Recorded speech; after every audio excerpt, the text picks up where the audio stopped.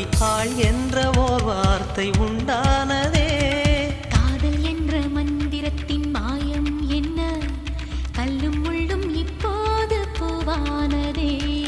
வானவில்லின் துண்டொன்று மண்ணில் வந்து யாருக்கும் சொல்லாமல் பெண்ணானதே. தென்மேற்கு பருவ